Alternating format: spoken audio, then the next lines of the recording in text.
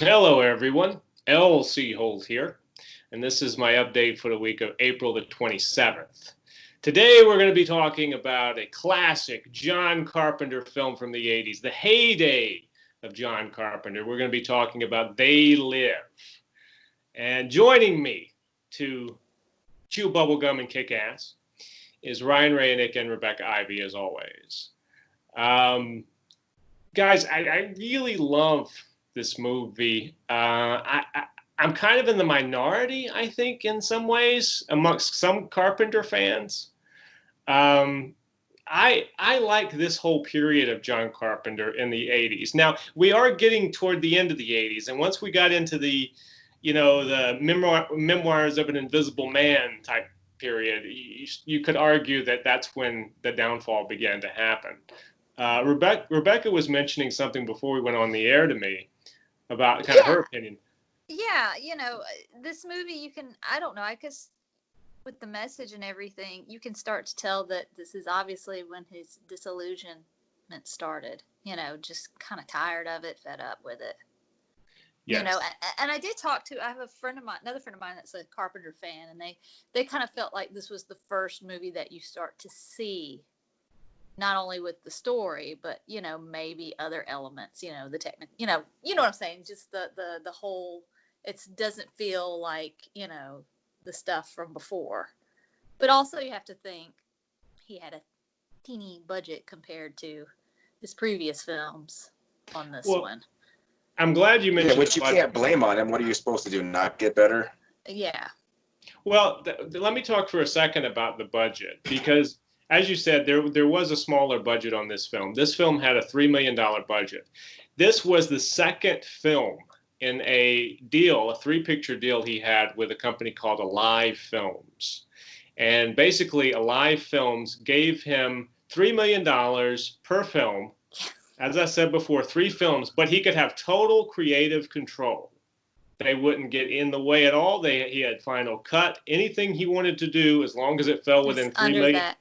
As long as in the 80s, that's not a horrific deal.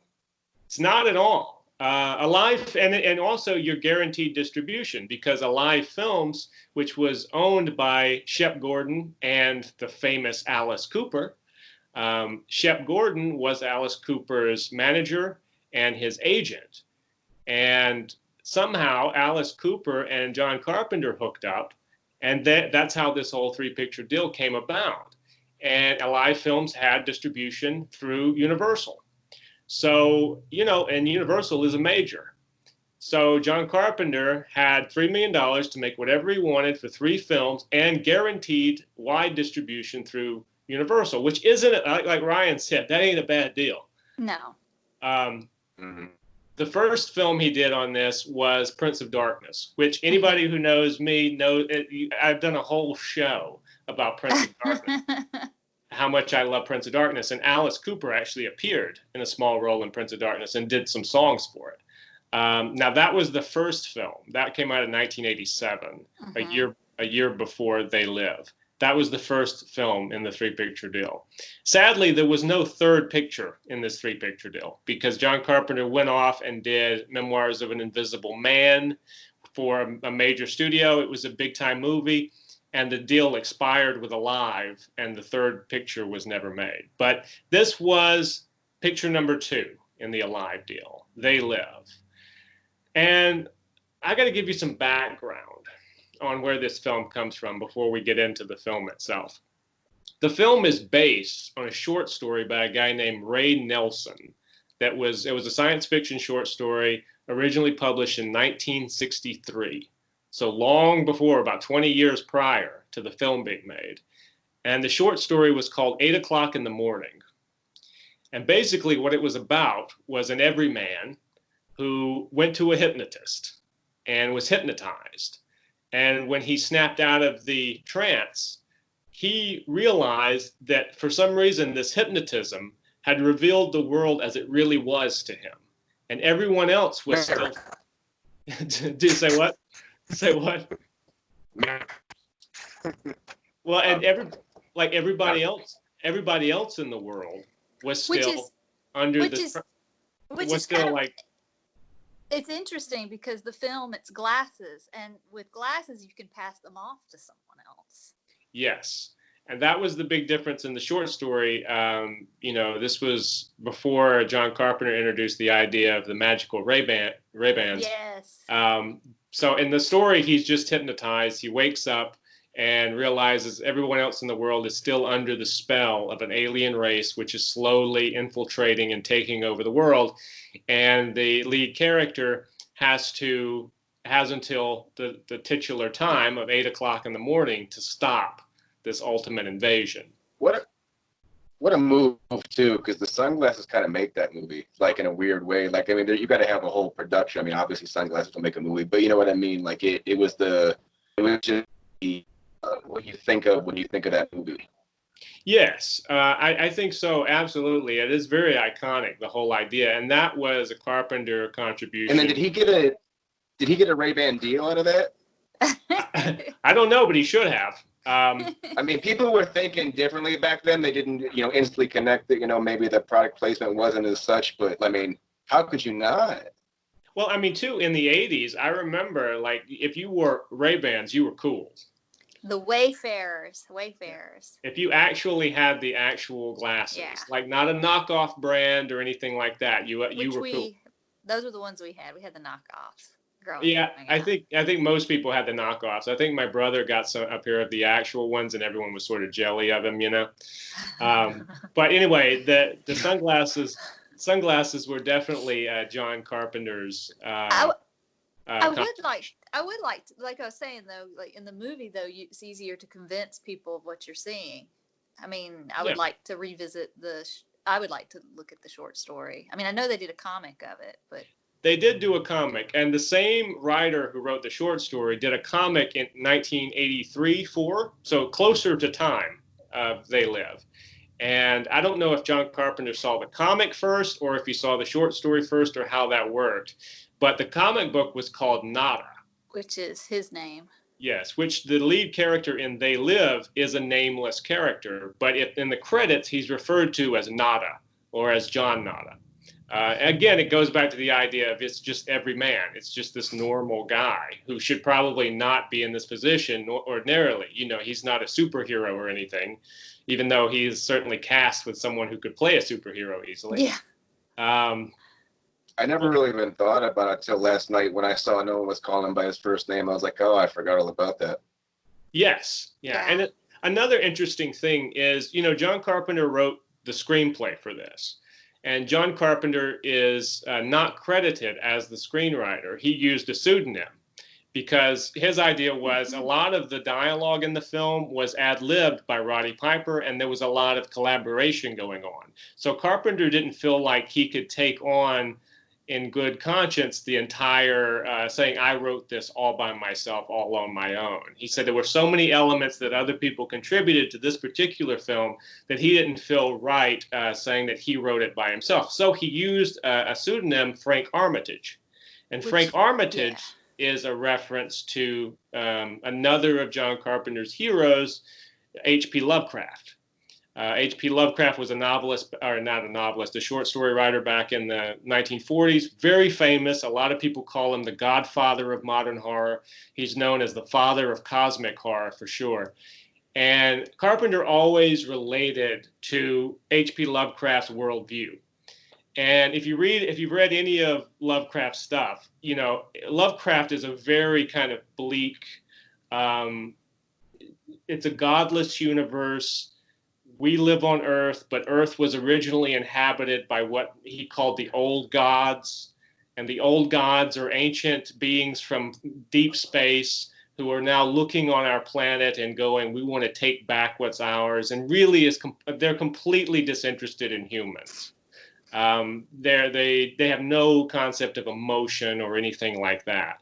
So, H.P. Lovecraft's thing was always that humanity is basically at the whim of a higher, greater force that could eliminate it easily.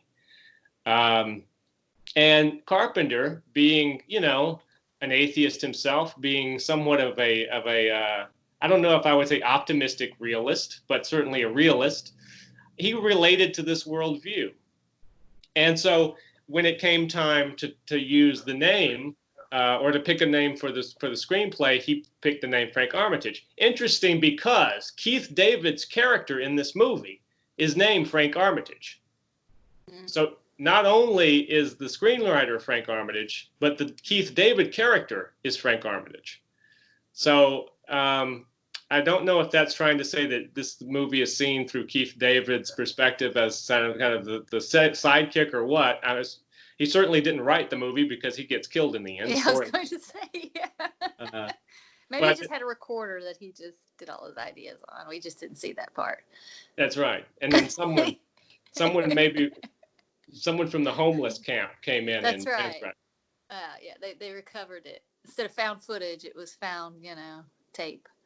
But I must say that John Carpenter is, in my opinion, a much better writer of dialogue and stuff like that than H.P. Lovecraft. Lovecraft was an interesting. He definitely deserves the all the esteem that he gets, but he was also a product of his time. Lovecraft was really racist. Anyone who knows much about his work knows that he was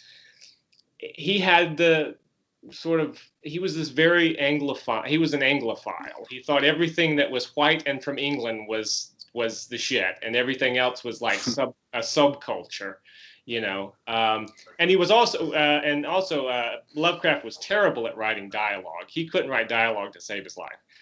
But in terms of the greater the higher scope of thing, he certainly left an impact on horror. So anyway, I wanted to mention Lovecraft because of John Carpenter's influence in the script. Carpenter would go on to make a movie called In the Mouth of Madness, which was hardcore H.P. Lovecraft territory. Like, that was his. If They Lived is slightly inspired by Lovecraft, and In the Mouth of Madness is like his straight-on Lovecraft 100% sort of love letter, But anyway, let me just say this. The star of this movie is a man who, as a kid in the 80s, I admired very much for his tartan kilts, and his bagpipes, a man named Roddy Piper. I'm sure, Ryan, you remember Roddy Piper. Oh, yeah. How could you not? I seen him break a kid's arm one day. He broke a kid's arm. Accident. Yeah. Yeah. Legit accident, though. Now, Rebecca, I heard that before Mark Hamill, your first crush was Roddy Piper. No. But I did watch WWF as a kid and the cartoon that came on Saturday mornings.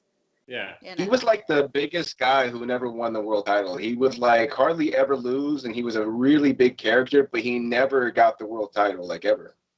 Yeah. That's true. Yeah, he was a really great presence. Let me talk a little bit about Roddy Piper.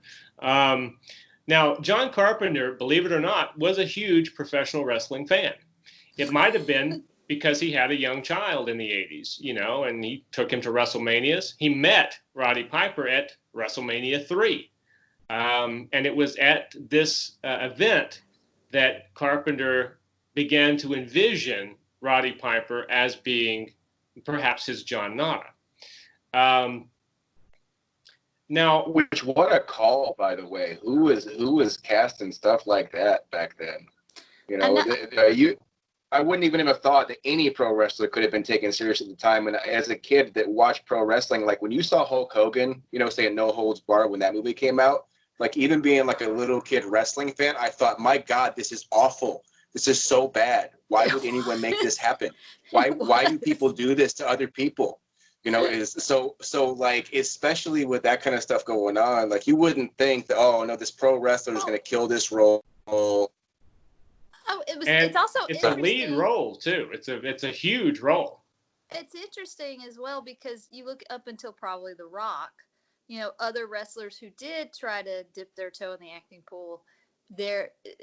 If you compare this to what they did, I mean, this, is an acting role. He has to play, it's not Even when Rock did silliness. it was like several movies before I was convinced he's not just going to be selling the Blu-rays to the WWE audience. Yeah. Like when because he came out like what Scorpion King, that wasn't exactly flying off the shelf. No. And so he actually kind of took a weird couple, but then he actually got lucky that he took the right couple projects in a row, and then he got rolling. But at first, it looked like it was typical. This doesn't work. Like John Cena, like he doesn't work. Like when he's cast with a whole bunch of other actors and in a nice script, that works. But like the Marine, who's gonna watch the Marine? Yeah, I agree. It's funny that you mentioned that the Hulk Hogan movie, No Holds Barred, because I remember watching that movie, and that movie fell into every easiest lines of all time. It's fantastic. I'm glad it exists. I just also hate it exists. I remember that summer when it came out, like getting into an argument with my cousins because I wanted to go see No Holds Barred, and my cousin wanted to go see the Star Trek film, and of course my grandmother picked Star Trek, so we didn't get to go see No Holds Barred at that time. I remember I was so mad, but I think eventually when I saw No Holds Barred, I was like, okay, yeah, Grandma, that was a good call. Now I wonder which Star Trek film was that? Was that the one where Kirk was fighting God? I can't remember. I remember at the beginning there was like the boots. They're like floating in the boots, and Spock is float. Which one was that, Lord? Oh yeah, no, that's not the one where he was fighting God. It turned out not to be God. It was just an alien. Suburban Commando too. Let's try not. Oh, and what was the one where Hulk Hogan played like the nanny? The one that you really. Something nanny. I can't remember what it was either. But he had the kid like. Yeah, there was a couple of them where he had to be like oddly involved with groups of children. Well, which is not. If you look at his just film, in the plot, not Michael Jackson wise. Yeah, it's just him being Hulk Hogan, whereas this, Roddy Piper's playing a character. Absolutely, yes. But it's a good point that you say at this particular time period in the late 80s, this is right around the time Hulk Hogan is starting to dip his toe into it. But Roddy Piper, I think, Roddy Piper got a better vehicle. Now, Roddy Piper was born in 1954. Roderick George Toombs was his real name before he changed it. He was a boxer, he was an amateur wrestler, and he was also a black belt who studied judo under Gene LaBelle, the famous, I knew that would get a smile out of Ryan, the famous Gene LaBelle. Don't fuck with Gene. Don't fuck with Gene. Gene is the infamously choked out Steven Seagal. And made him, according to Gene LaBelle, made him shit himself, which I believe. Gene LaBelle choked him out. Said, I think, what was it that this was the Joe Rogan story. I can't claim to have heard this personally myself, but this story been around a long time. Yeah, where Seagal said nobody could choke him out, and Gene LaBelle said, "Well, let's try that out." Which is like the dumbest thing to say ever, you know what I mean? Look at some of the best fighters in the world who have gone unconscious from a rear naked choke. It's the dumbest thing to say. That somehow your airwaves are different, And you're saying it to Gene LaBelle too, which is probably not a smart move because. Let me tell expert at choking people how good I am at not getting choked. And Brilliant. he that showed. Sounds like Steven Seagal. But here's the story, though. Steven Seagal said that he had a move that could keep him from getting choked out. And what the move was he would just karate chop you in the crotch. That was supposed to be the move that kept you from being choked in a rear naked. And Gene LaBelle took the karate chop to the crotch and just continued to choke him. And then he said, well, I guess it's funny. Joe Rogan tells the story far better than I do. But he said that Gene LaBelle told him that, well, I guess he hadn't gone to the bathroom that day because he went right then.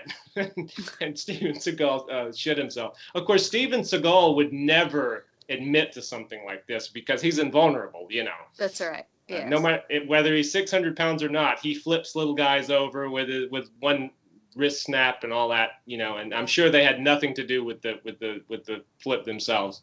But anyway, I don't want to get off on the Aikido thing and Steven Seagal. So though that would be a good show for another day, I must say, because there's a lot we can talk about Steven Seagal. But maybe we can get John. No, you cut out there for a second. What were you saying? I said maybe we can get John Leguizamo on. Didn't Steven rough him up one day over absolutely nothing? Yes, when they were doing that movie Executive Decision, John Leguizamo has a great story of Steven Seagal trying to manhandle him. trying to prove he's the alpha male because, he's on the set. And who's John Leguizamo at that time? He was nobody, basically, just a young actor. Hey, I enjoyed The Pest. Hey, I have my opinions about Leguizamo, but we'll save that for another show. I will jump back into Roddy Piper here when we're talking about Gene LaBelle, because Gene LaBelle had he had the NWA Hollywood Wrestling Federation of his own. And that's where Roddy Piper first started to wrestle back in the 1970s. I mean, wrestle professionally, not in an amateur way. And he eventually joined the WWF. He actually did a match in '79 for Vince McMahon Sr., but didn't officially join what was then the WWF, what is now the WWE, until 1984. And, he was known for his bagpipe entrance, and he was known for the kilt and the tartan and all that. That was his thing. He first wrestled Hulk Hogan in 1985. I remember this vividly because they had a thing on MTV. Do you remember this, Rebecca, where Cyndi Lauper led Roddy Piper? Yes. Cyndi Lauper and Mr. T led Roddy Piper to the ring. But she was always in the wrestling stuff, remember? Yes, I did. It could have been like the preview coming up to WrestleMania, because that was WrestleMania 1 when he went up against Hulk Hogan. They had tag team partners, but they were both in the same match. Yes. So it was probably like the months leading up to that. That's what I would imagine. It was like one of those weird crossover tie-in things MTV had with the WWF at the time. Because at that time, MTV's audience really were young people because they played music, unlike nowadays. Yeah, they actually played music, yeah. The music TV part actually made sense. But after WrestleMania 3, that's when Roddy Piper hooked up with John Carpenter and decided to retire. He retired for 2 years from professional wrestling to pursue his acting career. And that's how he got cast in this movie, because, as I said, John Carpenter met him at WrestleMania, thought he'd be a great John Nada, and next thing you know, Roddy Piper has his first starring role, and They Live. He was joined in the cast, as I said before, by Keith David, who was an actor that John Carpenter had worked with previously on The Thing. John Carpenter was known for working with people over and over again. He liked certain people, and he would cast them repeatedly. Obviously, Kurt Russell. Adam Sandler. See, and that's, I think I mentioned this to you before the show. You mentioned Kurt Russell. When I watched it, I'm like, I'm surprised he didn't cast him watching the movie. But, I mean, obviously, because I could see him do that role. Kurt Russell as Nada. Yeah, I could kind of see that. I could see that. I don't know if, because this was at the end of that long string of movies they did together, Yeah. Escape from New York, the Elvis miniseries, Oh, yeah. The Thing, one of my personal favorites, Big Trouble in Little China. Yeah. I love Big Trouble in Little China. So maybe after like 4 or 5 movies, they were just like, well, maybe we should have some time apart. Yeah. I don't know that for a fact, but I could see your point. Yeah, I could see Kurt Russell as Nada. But I think it gets a little stale too. I'd rather work on a movie. If I was going to work on the same movie, or a set of movies with someone, I would want it to be behind the scenes. If you're always on the camera, I don't know. There's something that takes away from it, I think. And I do think that John Carpenter helped Kurt Russell. I mean, Kurt Russell was, a child actor. He was known long before his relationship with Carpenter. But if you think about it, Carpenter gave Kurt Russell like a lot of his iconic roles. Mm-hmm. The roles, I mean, Snake Plissken, obviously from the Escape movies. Everyone knows him from that. The role that he played McCready in The Thing is probably one of his most well-known roles, certainly one of his most well-known movies. And of course, like I said before, Big Trouble in Little China, I'm a huge fan. We'll have to do a show on that one day, but it's not this show. But anyway, so Keith David, he was cast from the previous experience on The Thing with John Carpenter, because Carpenter wanted someone who could hold their own physically and just in terms of screen presence with someone as imposing as Roddy Piper. He didn't want, someone who was like a weakling sidekick. He wanted a second male lead that would be, as imposing as Roddy Piper. And Keith David certainly fit that bill. I know what's her name? Is it Meg Foster? Is that her name? Yes. Evelyn. Did she play Evelyn in the He-Man movies? Did she? I think you can judge it pretty easily from those eyes. Yeah, Because I'm like looking at her. I was like, "That's Evil Lynn. I know that's she, Evil Lynn." you mean, are you talking about Even noticed, I watched that as a kid. are you talking about the Masters of the Universe movie? Mm-hmm. Yes. Yeah, Yeah. I think that was probably, I think that was her. Yeah. You know, I'm gonna Google this now. Yeah, tell us if that was Meg Foster. While you're googling that, let me just say one of my earliest crushes was on Meg Foster because of those eyes. It was her. It was her.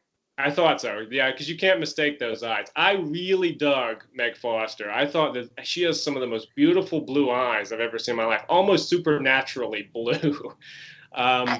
I do have like this confession that when I was a little kid and I saw Masters of the Universe, at first I thought it was Kirstie Alley. You know, Oh, remember really? Cheers? I was like, that's the lady from Cheers. And then when I got older, I was like, what was I thinking? Why did I think that was? It was probably the hair. I think Maybe, yeah. it might have been the hair. But I will say this: years later, Meg Foster has begun to work with Rob Zombie, and Rob Zombie made a film which I actually kind of like, called Lords of Salem, which a lot of people really don't like, including the guy that I first saw the movie with. We walked out of the theater and he was like, "What the fuck was that?" Now, granted, it's a really trippy movie. It has a plot for about 20 minutes, and then it just becomes this weird Rob Zombie sacrilegious nightmare, right? But I kind of liked it for its surrealism. Meg Foster is in that movie, and when I saw her in that movie, my first idea was, who is that dude? And then I looked at her eyes, and I was like, oh my God, that's Meg Foster. It has to be. But she plays this evil witch in that movie, and there are many scenes where she's totally naked. She's all covered in dirt and nastiness, and her hair is stringy, and she looks like a monster. And how they made her look that horrible, I don't know. I mean, Charlize Theron on Monster looked pretty bad. Yeah, it was worse than that. I'm going to go ahead and say Lords of Salem was worse, because at least Charlize Theron, I thought that was, I might have pushed it. I might have killed it too. I thought, at least I could look at her and go, yeah, I can tell that that's a lady. And this was, I meant the name, not the, no, never mind.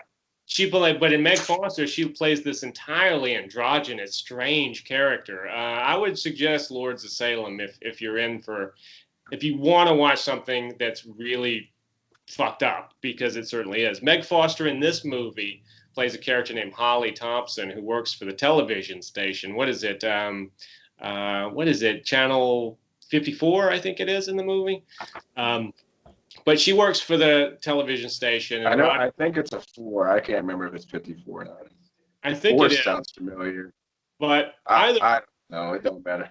Either way, she comes into the story after the famous bank robbery scene where Roddy Piper gives out the line, I'm here to chew bubblegum and kick ass, and I'm all out of bubblegum. Which is also a Duke Nukem video game. Yes, But I think in Duke Nukem they switched the line around. They lifted that for Duke Nukem. And this is a Roddy Piper line, because he used that in his professional wrestling. This goes back to what I was talking about when John Carpenter was giving people dues for their contribution. Roddy Piper came up with a lot of his own dialogue in this movie, and that line was one of the lines that he came up with. A lot of it out of a book, though. He had this book of one-liners, and he would carry it around. So if he, something witty didn't come to mind, or maybe not necessarily, you don't rely on your wit, but you got a whole little list of one-liners that you feel are appropriate. And in all fairness, probably a lot of wrestlers use that book because you had to have now everything's written. Everything's written. So they give these guys very little leeway now. At least that I know of. So this is nothing that's not that different from what it is now. The funniest thing about the old days of professional wrestling was when you could tell they were ad-libbing and they were going on a tear, and then they would just lose it, or they would say something totally inappropriate for Mean Gene, and they would have to sort of try to figure out a way around it. And Anyway, let me talk while we're talking about, we're kind of going back and forth with professional wrestling. Professional wrestling played a huge part in this movie, in so much as Roddy Piper, as I said before, was a black belt in judo, but he was also very well versed in stage fighting. You know where this is leading. There is a very famous fight scene in They Live, 5.5, almost 6 minute long fight scene. The 6 minute fight scene. And John Carpenter has said that his intention in going into this was to film the longest sustained fist fight ever in motion picture history. I think up until this time, he might have succeeded in that. I'm sure someone has probably tried to break the record since then. A lot of people may not know he was inspired to do this fight by The Quiet Man. John Carpenter. Yeah, okay. John Carpenter is a huge John Wayne fan, huge fan of Westerns in general, but he loved John Wayne. And there's a fight that John Wayne has with Victor McLaughlin and The Quiet Man. And John Carpenter set that as the benchmark. He said, well, if I can do a fight as good as The Quiet Man and maybe a little better, then I think I've succeeded. Yeah. And Roddy Piper decided to assist in this by helping to choreograph the fight. So the 6 minutes was actually rehearsed for 3 weeks in John Carpenter's backyard with, like, you know, wrestling mats down on the grass and everything. And they would go through the fight and they would make up new things to do and basically just kind of ad-lib it. I remember Carpenter at one point said in the script, you know, every page equals a minute of dialogue is the old rule about screenplays. And so when the fight began, he just wrote, they start to fight. And then for the next 6 or 7 pages, he wrote, they're still fighting. You know, flip the page, they're still fighting. So, you know, so he did not have it all figured out in the script. So they had to make it up. But they knew, okay, it's going to be long. It's going to be 6 minutes. Let's make it as good as we can make it. And, you know, Roddy Piper and it's really a great fight. It's one of those all-timers for sure. You sit there and you watch this thing and you can just see that clip everywhere on YouTube, you know, just put in They Live fight scene. Ryan, you have to tell me your opinions about this fight. I can't go through the show and not hear your opinion on this fight. Floyd Mayweather would be very disappointed. Just no defense. Just You walk right up to me, I'm going to punch you. Just make sure your arms are down. You don't defend yourself. And then you get back up and then punch me. I'm not going to defend myself.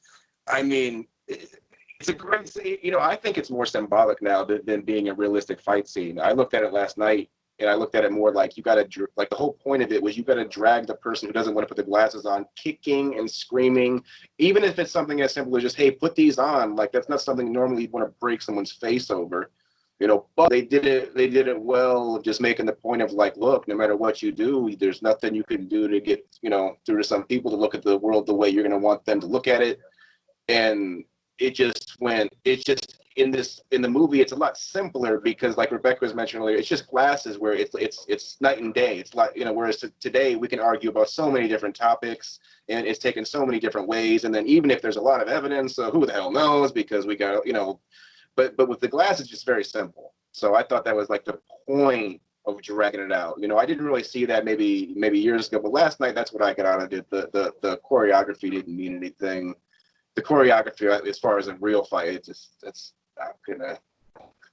Well, I must say it was fun to watch. I think that what you're saying there is very important because this movie has a lot of metaphor behind it. And I never actually thought about it like that, Ryan. That's a very good way of putting it. The idea of the intention of the fight is obviously to make Keith David see the truth.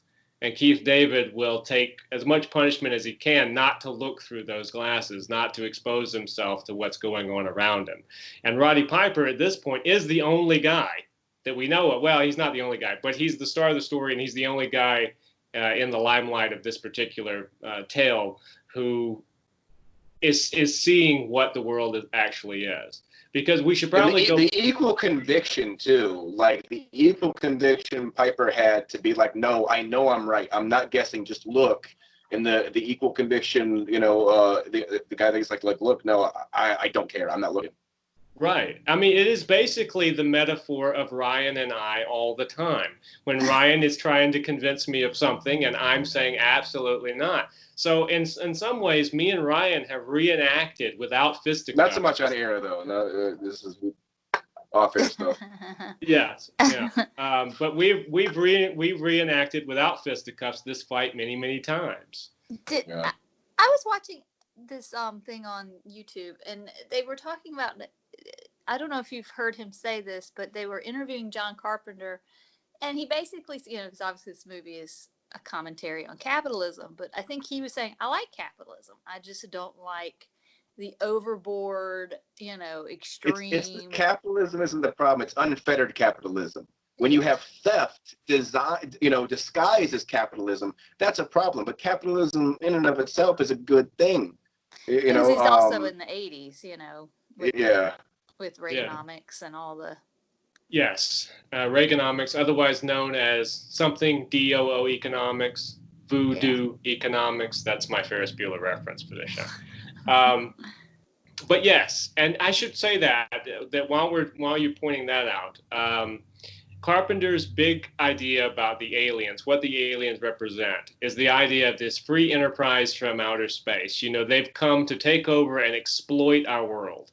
They're using global warming to make our world more like theirs. They're going to basically deplete all of our resources and leave us dead behind on a dead planet. And in order for us not to rebel against this, they've set up these transmitters, which cloaks reality. So we're going about our everyday life, not realizing that some of the people around us are actually aliens in disguise. And then there's the other people who are selling out, yes, the big bucks. There are, and this is another great piece of the metaphor, the collaborators, the people that the aliens have offered money. They're aware of the aliens' existence. They're the upper class, they're the elite. They're the ones who are complacent. They're complacent in all of this. They've chosen to take money and to live a better lifestyle and to close their eyes to the fact that basically they're,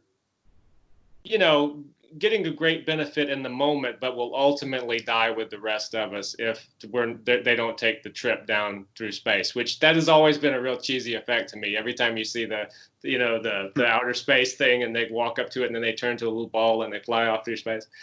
But yes, so that was the idea. And Carpenter wanted them to look like those. There is a kind of a cheesy 1950s monster movie quality to the look of the alien. And I think partly because Carpenter has said before he loves those kind of movies. Those are the movies he grew up with. So I think maybe part of it is a representation of that, but a part of it I think is also the idea, and he said this before, that the aliens are corrupting us. And so in his mind, the aliens should be a corruption of us in terms of how they look. They look like us, but they're just nasty-ass skeletal-faced versions of us. And also, we should say that subliminal messaging, this was a big deal back in the day. I remember growing up, people talked about subliminal messaging a lot. And They Live definitely goes down that road, because a part of the cloaking mechanism that's transmitted into our brains that is keeping us from seeing the truth is also hiding these subliminal things that are on signs and on buildings and that are all around us, and this has become as iconic as, Roddy Piper's lines in the movie. If you think about some, like even street art, there have been some people, there's a guy named Shepard Fairey who's known for his street art and other art. I mean, he's a fine artist now that uses, the images from the movie, the signs like obey. When you look up at the tropical destination billboard. Is that his clothing line? Yes, his clothing line is called Obey Clothing. Yeah, and he uses. I started seeing that years ago. I remember seeing that in Florida, in 2000 something. Yes, he was. I remember seeing it a long time ago. Very much inspired by this movie. No free thought, conform, submit, stay asleep. All these signs are telling us Do not question authority. No imagination. One of my favorites, though, and this is an all-timer, is the money. When you look at the money without the glasses, it's just money. When you put on the glasses and see money for what it really is, it's just sheets of paper that say this is your God on it. But that is such a John Carpenter thing, man. I mean, you can't get any more John Carpenter than that. Because if you've ever seen, like I said, interviews with John Carpenter, it's like Rebecca said, he's not opposed to capitalism, but this kind of like abhorrent capitalism, this over-the-top 1980s sort of Wall Street capitalism was something that he really despised and still does. I mean, he's an old school hippie, man. He's an old school hippie that just never got out of the 60s or 70s. I mean, some of those people are so funny, though. Oh, yeah. And he is hilarious. Like, if you would hear him talk, sometimes he can be very abrupt in interviews and stuff because he's very straightforward and he doesn't mind saying something that might be considered kind of rude. Like, I remember seeing at a convention one time a video of him at a convention, and everyone that came up to the mic during a Q&A to ask him questions were like, "Thank you, Mr. Carpenter, for being here." And it was like, "Thank you for coming. Thank you for being here." And eventually he was just like, "All right, stop. Nobody thank me again." But he's an hilarious guy. Go ahead, Rebecca. Oh, when you were talking about the movies he grew up with, I'd also read somewhere that he's not a fan of, the good alien movies, like E.T. and Close Encounters. He's like, no, they're not our friends. Yes. Yeah. Well, like I say, his aliens are very much like the Lovecraft aliens. They're not kind. They're not friendly. They're things like the monster in The Thing, and they live in the mouth of madness. Or Village of the Damned. He did a remake of Village of the Damned, which was kind of in that period when it started to fall off. Yeah.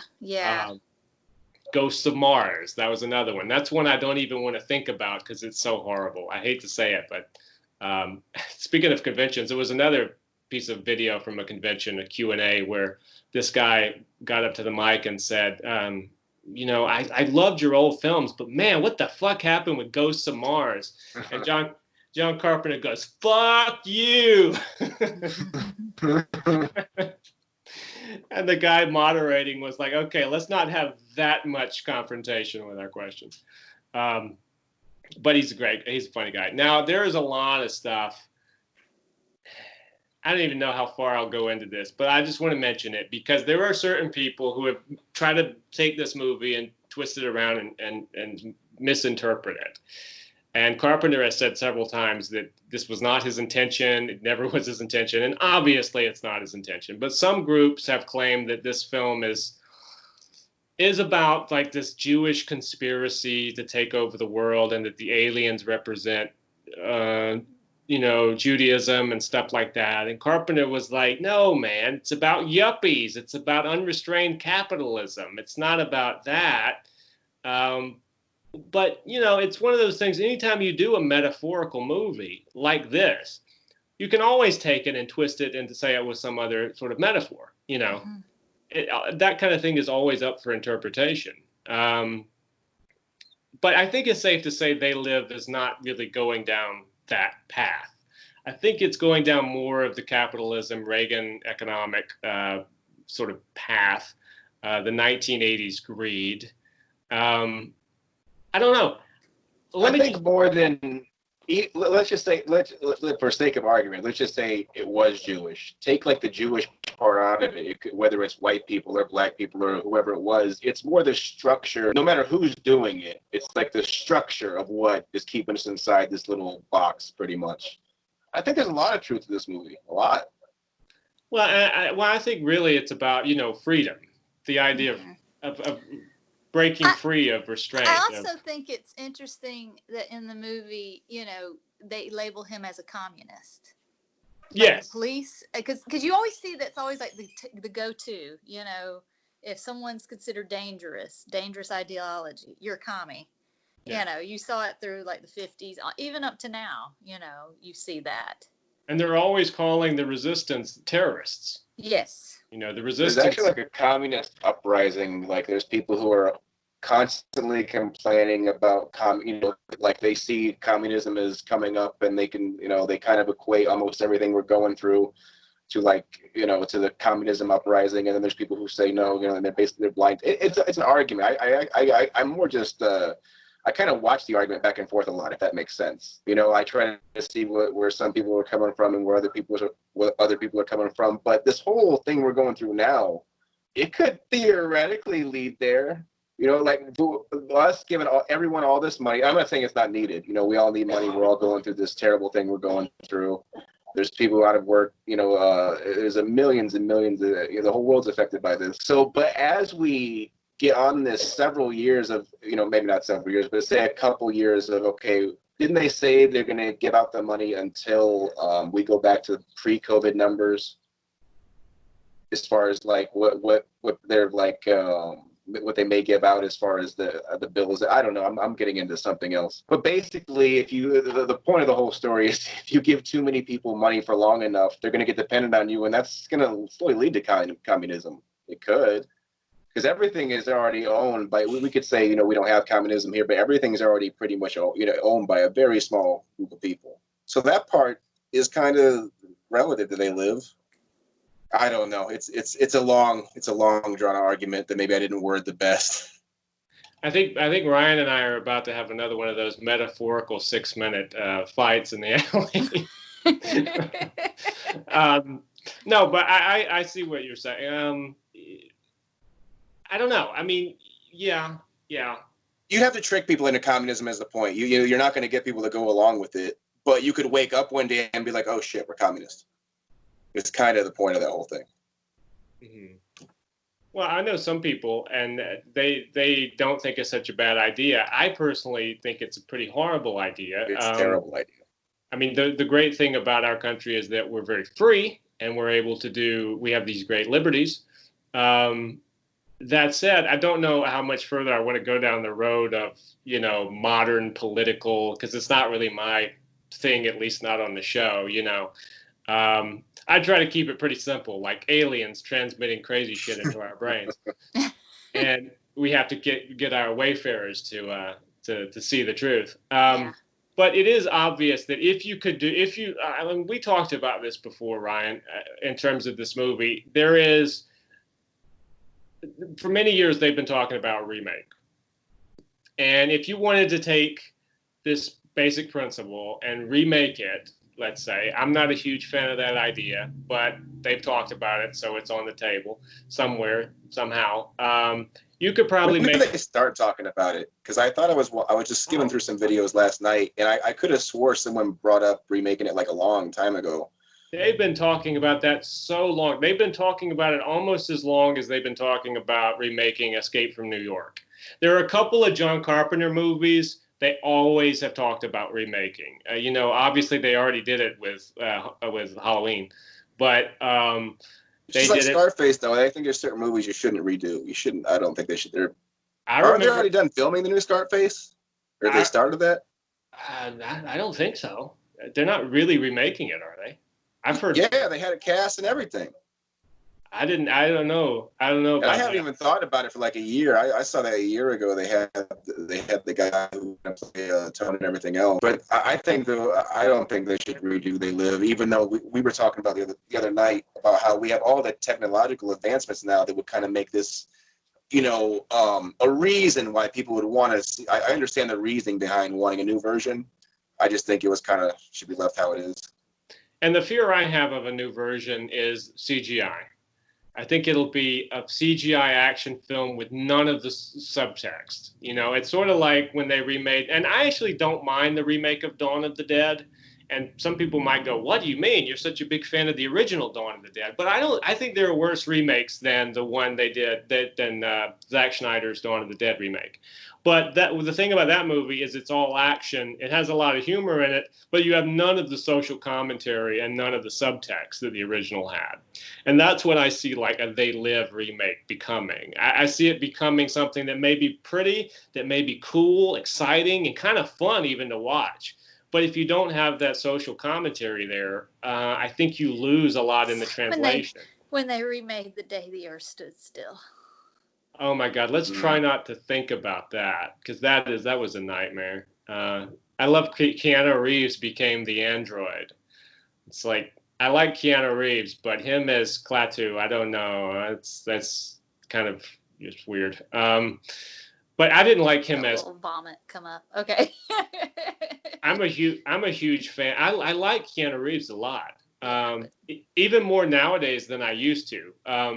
But I tell you, he's done some things that I really thought, oh my God, why did you do it? Like Constantine. I love that comic book character. And they recently did a TV show where they really did that character well. But like Keanu Reeves' version of Constantine is not Constantine. Like that is not the character, you know.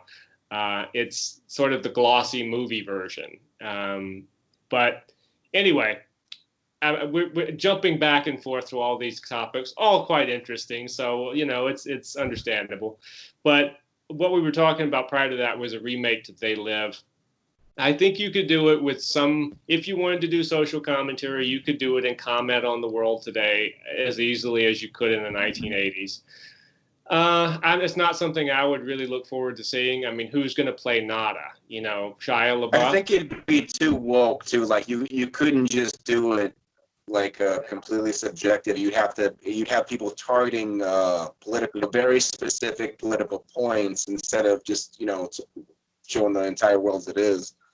And it's also the thing about John Carpenter, and it's the thing that I think is great about They Live, is it can be a fun movie that you can see as a fun movie without getting heavy, you know, without getting controversial, without offending people. I mean, you can just watch They Live and enjoy it as like a alien invasion movie. Do you know what I mean? When did They Live take off? I know they when they made it, but when did it, you know, get its WGN deal? I remember it was on WGN all. Like, where was the success of the movie compared to when it first came out to where it became more of a cult movie? Well, that's a good question. The movie came out November 4th of '88, and it made about $13 million, which on a $3 million budget isn't that bad, but it wasn't considered a success. Its cult following grew throughout the '90s. And really, by the time you hit the 2000s, it seemed like people talked about They Live a lot. You started seeing, I think the internet brought it forth in a big way, when you started seeing memes and stuff, of the graffiti, of the signs, you know, being used, kind of usurped and used in new ways as like protest tools. You know, you'll see signs of people holding up the Obey, you know, what's behind the alien president at one point in the movie when he's making a speech, and you see him with his skull face, and behind him, instead of, you know, his name on a big placard, it says "Obey." You know, you started to see that. It's different. It's different, but it's similar to what Seth MacFarlane went through. Like, you know, the Family Guy came on and then just was gone, and then everyone started buying the DVDs, and he's still making the show. They know, God knows how much money he's made. Well, when it came out, I mean, I didn't think the critics were very kind. I think one critic compared it and said it's just a cheesy version of V. Yes. I think that was a review, if I remember correctly, from something I read. You know, it was probably Siskel and Ebert, because remember the end of this movie? They hated everything that we all like now. Have you noticed that? I do. But do you remember the end when you realize that Siskel, remember they cut to the TV and Siskel is one of the aliens? Yeah. And he's talking, and he name drops John Carpenter and George Romero. He says, these people need to stop making these movies. You know, it's like straight up John Carpenter gut punching Siskel, which is hilarious because Siskel was really cruel. I mean, Ebert gave a great review to the original Dawn of the Dead. Ebert kind of had, you know, he saw things maybe for what they were sometimes in terms of the metaphor and the commentary and stuff. Siskel just was not into the horror thing. Yeah. He was brutal. And I think maybe he could have loosened up a little bit. But anyway, despite the initial kind of underwhelming performance of the movie, it did gain a cult status. It's all over pop culture all the time. People use, what do you call it? Like, you know, in hip hop, they sample it a lot, lines of dialogue. They parody it a lot. It's been parodied in animation on The Simpsons. I mean, if you make it to The Simpsons, you know that you're a part of pop culture. But I do think, I mean, it's like Rebecca was saying, I don't agree that it was itself the start of John Carpenter's decline, because I think it's a good movie from my point of view. But I do think after this is when you started to see Carpenter, and I mean, even Memoirs of an Invisible Man isn't horrible. But once you get past that, you start to get into the 90s, and you got a couple masterpieces like In the Mouth of Madness, which is one that I really like. And I think most people have that's another one that underperformed in its time that is now a cult sort of thing, especially amongst horror fans. But then you started getting into stuff like Escape from LA, and this is the point when John Carpenter watching this goes, fuck you, but this is my opinion, Ghosts of Mars is pretty awful. And then, more recently he did The Ward with the evil Amber Heard. Oh, did I say that out loud? Ryan did a movie with Amber Heard. I probably shouldn't be saying that. My experience was quite different though. But anyway. I can't say anything bad. Yeah. But I spent very little time around her. Yeah. Well, Amber Heard was the star of The Ward.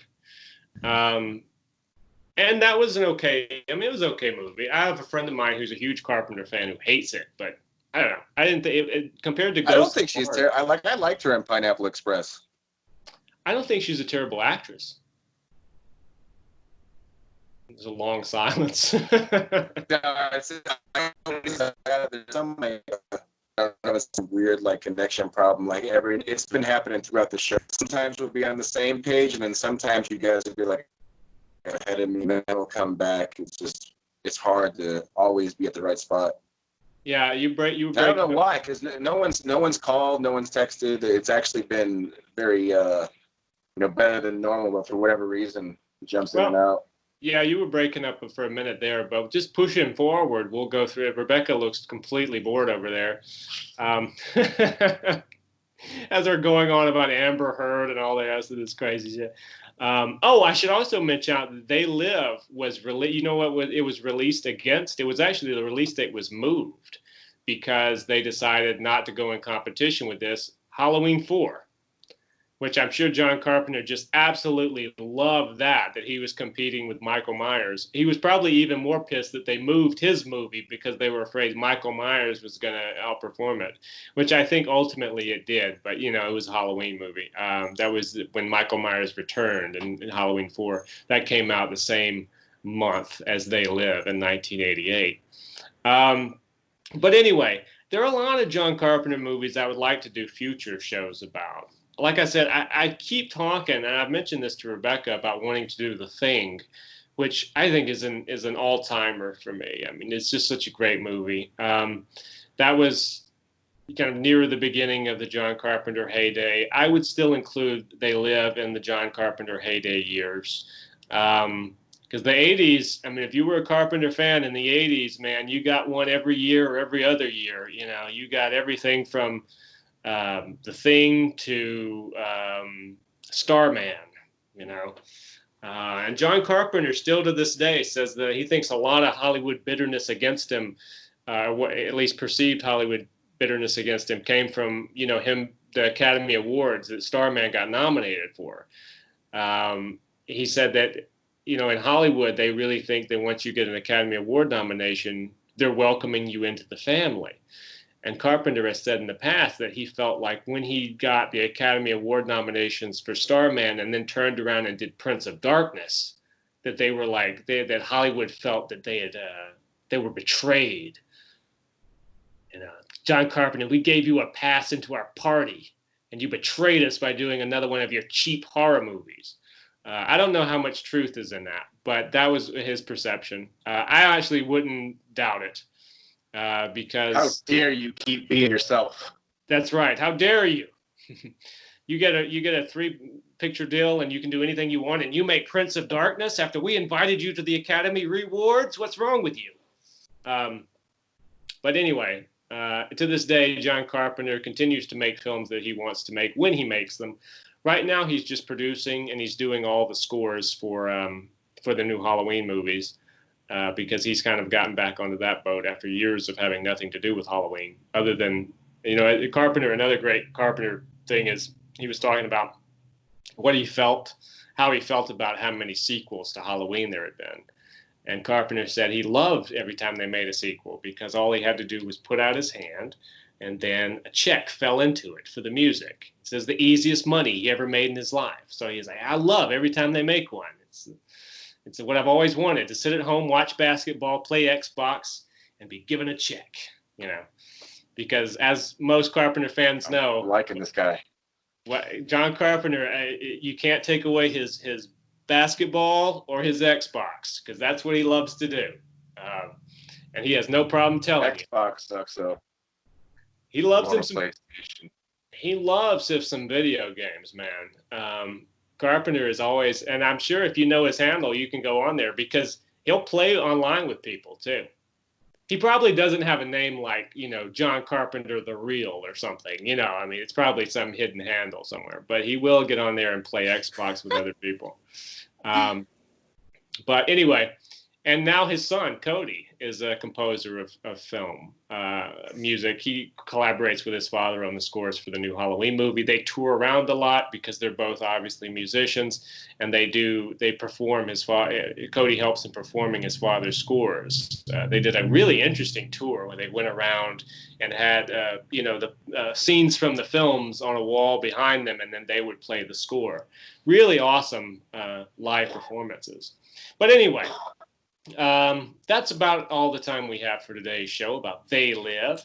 I hope we didn't miss anything. There was a lot to talk about. Yeah, there was. And I think the majority of the film. Just say that again. We talked about like just the specific, like the scenes and stuff we could have got into more, but the gist of it we got. And we could have gone into more of how Roddy Piper manages to walk away after Keith David drops how many knees on his dick? The amount of knees dropped on his crotch, and he gets up and walks away is pretty remarkable. But then again, we are talking about Roddy Piper. That's right. But anyway, so that's our show on They Live. I hope you all enjoyed it. Ryan, thank you for joining me. No problem. And Rebecca, thank you for joining me. Yeah. And all you guys out.